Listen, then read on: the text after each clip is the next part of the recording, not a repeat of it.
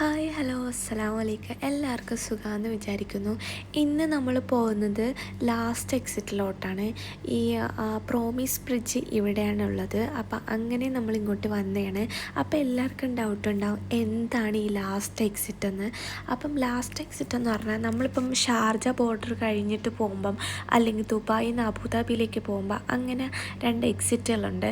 അപ്പം അതിലൊരു എക്സിറ്റാണ് ഇത്. അതെന്ന് പറഞ്ഞാൽ അറബിയിൽ കുറച്ച് ആംബിയൻസ് ഒക്കെ ക്രിയേറ്റ് ചെയ്ത് കുറച്ച് ഫുഡ് ട്രക്ക് കാര്യങ്ങളൊക്കെ വെച്ചിട്ട് ഫുഡ് സ്പോട്ട് അങ്ങനെയൊക്കെ പ്രൊവൈഡ് ചെയ്യുന്ന ഒരു സ്ഥലമാണ്. അത്യാവശ്യം അടിപൊളി ഒരു പീസ്ഫുൾ ഒരു അറ്റ്മോസ്ഫിയറാണ് ഇവിടെ. ഇവിടെയാണ് പ്രോമിസ് ബ്രിഡ്ജ് ഉള്ളത്. നമ്മൾ വിചാരിക്കും പ്രോമിസ് ബ്രിഡ്ജ് വേറെ എവിടെയോ നമ്മൾ ടിക്കറ്റൊക്കെ എടുത്തിട്ട് പോവേണ്ട സ്ഥലമാണെന്ന് വിചാരിക്കും. ഞാൻ അങ്ങനെയാണ് ഗൈസ് വിചാരിച്ചിരുന്നത്. പക്ഷേ ഇത്രയ്ക്കും ഈസിലി ആക്സസിബിൾ ആണെന്ന് ഒരിക്കലും വിചാരിച്ചില്ല. അപ്പം ഞാൻ ദുബായിലേക്ക് വരുന്നതെന്ന് പറഞ്ഞപ്പോഴേ ബുർജ് ഖലീഫയ്ക്ക് അപ്പുറം എനിക്ക് വന്നതെന്ന് പറഞ്ഞാൽ ഈ ഒരു പ്രോമിസ് ബ്രിഡ്ജാണ് കേട്ടോ. അപ്പം നമ്മുടെ ഒരു കപ്പിൾസിനൊക്കെ കൗതുകം തന്നെയാണ് ഈ ഒരു പ്രോമിസ് ബ്രിഡ്ജ്. ഞങ്ങൾ ലോക്കൊന്നും മേടിച്ചില്ല. ഞങ്ങൾക്ക് ഇഷ്ടപ്പെട്ട ഒരു ലോക്കൊക്കെ പോയി കണ്ടുപിടിച്ച് ഇങ്ങനെയൊക്കെ നിന്നു. അല്ലാണ്ട് ഞങ്ങൾ ലോക്കൊന്നും മേടിച്ചെറിയാനൊന്നും നിന്നില്ല. ജസ്റ്റ് ഒരു എൻ്റർടൈൻമെൻറ്റ് അത്ര തന്നെ. ജസ്റ്റ് പോയി കണ്ടു.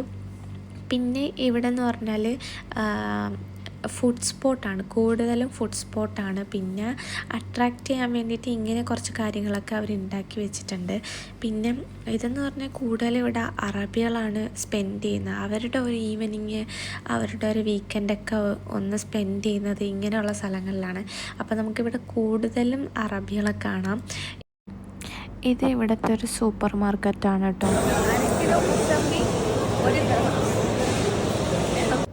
ഞാനിങ്ങനെയൊക്കെ പറയുന്നത് അവർ കേട്ട് അവരെന്നെ ഓട്ടിക്കും. ഇവിടെ അത്യാവശ്യം റേറ്റൊക്കെ ഉണ്ട്. കാരണം ഇവരുടെ തന്നെ സൂപ്പർ മാർക്കറ്റ് ആയതുകൊണ്ട് നല്ല റേറ്റുണ്ട്. പിന്നെ ഇവിടെ പ്രത്യേകിച്ചൊന്നും വേറെ ഒന്നും കാണാനൊന്നുമില്ല. ജസ്റ്റ് ഇങ്ങനെ കുറച്ച് കാര്യങ്ങളും. പിന്നെ ഇവിടെ ഫ്ലവർ വൈസ് ഉണ്ട് ഗൈസ്. ഒരുപാട് ഫ്ലവേഴ്സ് അവൈലബിൾ ആണ്. നമ്മളെ നാട്ടിലെ കണക്കല്ല, ഇവിടെ ഏത് തരത്തിലുള്ള ഫ്ലവേഴ്സും അവൈലബിൾ ആണ്.